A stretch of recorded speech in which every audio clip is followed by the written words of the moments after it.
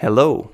As you know, in the life of every content creator, there comes a point where they experience this unbearable urge to rank some things and to put the top end things into one category and ignore all the rest. And I was always laughing at them and I always thought it was silly, but at one point this happened to me as well. And so here I am, creating the top 5 science fiction universe video of my own. Before we begin, however, I must fulfill an obligation that I have since my previous video. Namely, in my previous video, I reviewed a book without telling you what was the book I was reviewing, and today I need to reveal it. So that book is The Fire Upon the Deep. As I mentioned, in my mind, my first 2 associations with the book are Paw Patrol and The Fifth Element. Well, with Paw Patrol, it's kind of obvious because you have those dog-like creatures in that book. But with Fifth Element, the connection is actually quite deeper. You have this big evil thing that is spreading across the universe and threatens everything we know and everything that is alive. And humans are trying to fight that thing, and moreover, the key to defeating this thing is a secret weapon given to humanity by a superintelligent civilization that sacrificed itself to deliver this weapon to humanity. And moreover, this weapon itself is actually a human being reconstructed from parts. So I think this is a pretty strong connection, and when you think about it, it's kind of amazing how similar that is. But of course, there are substantial differences. Now, with that out of the way, let us start our top 5 science fiction universes list. And on the 5th place, we have The Fire Upon the Deep by Vernor Vinge. Wait, what the heck? Did I not just mention it before? Well, I did, but even though I reviewed it last time, doesn't mean that it cannot make it to this list, because the universe in that book is awesome. We have thousands and thousands of civilizations living together. We have unusual physical laws that change the speed of light depending on where you are in the universe. They also change what kind of technology you could have in different areas of the universe. You have super intelligent beings and very, very simple beings, all adapted to live together in very different ways. The scope of this universe is breathtaking, but the author spends enough time with specific characters and races for us to feel intimately familiar with them. So the universe feels both huge and densely populated and densely worked out. Number 4, Dune by Frank Herbert. I know, some of you are gonna hate me for not putting it higher, but this is my list, so sorry. But seriously though, I think the world that he paints is amazing. It's very, very detailed. You can almost feel the sand, crunching between your teeth as you flip the pages of the book, but the scope is not as breathtaking as it could be.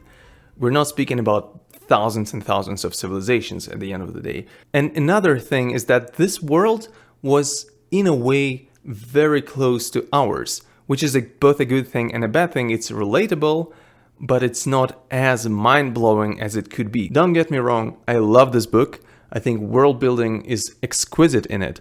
But in terms of what is the universe that we're talking about, I don't think I was surprised enough in a way. Hate me for it, but I'm just trying to be honest. Moving on to number 3, Diaspora by Greg Egan. Greg Egan explores the theme of digital immortality. What if you could upload yourself into a computer and basically live forever? Moreover, in that world, you can do practically anything you want. You can change your body into bizarre alien shapes. You can change the world around you, create some art projects that deny the laws of physics as we know them. You can explore the beauty of the universe through art, science, or social events. And last but not least, you can venture back into the old Earth through a robotic interface and explore the world as it has been before most people digitized themselves. It sounds pretty intriguing and amazing, but there are some downsides. And I think I just love this thought. I love thinking about what would I do if I had an option to live forever. What would I do with this time? What would other people do with that? And I think Greg Egan did a great job exploring those questions. So that's why this book gets its third place on our list. Number 2, and it was very difficult for me to decide whether to place this book on number 2 or number 1, because my fascination with science fiction started with this book series. And so we're speaking here about Asimov's Foundation and more generally his universe. The main Foundation trilogy suffers a little bit from the same issue that I criticized Dune for, namely that this universe seems to be the same politics that we encounter in our daily lives, just scaled to galactic proportions. But this changes dramatically when we take into account Asimov's works in general, because he has the Robot series, he has expanded Foundation series a lot, and I think those universes actually converge and in very unexpected ways, and we go past just regular human politics. And I think the way in which sometimes you encounter characters that you know from different series and all of it suddenly makes sense and it fits together, this just created, for me at least, this inexplicably satisfying feeling when you're like, oh, this is that guy, or like, oh, those are those people. I don't want to spoil too much, but I think for me it is this element of recognition of things coming together in very satisfying ways that allows me to place Foundation on at least the second place. Now, before we get to number 1, a few honorable mentions. Of course, 1984.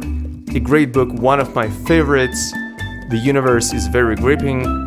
It's not on the list because some countries are basically living in those conditions right now, so it's not alien enough for me. Anthem by Neil Stevenson and Snow Crash. Both are remarkable world-building exercises.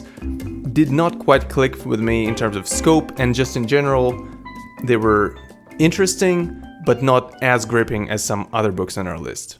The last honorable mention, and my favorite book of all time, The Glass Bead Game by Hermann Hesse. It did not make it to the list because, again, the universe is amazing, I love it, but not different enough.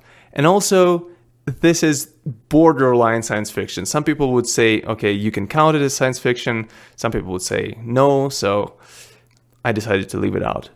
And finally, the first place goes to Philip K. Dick and his works in general.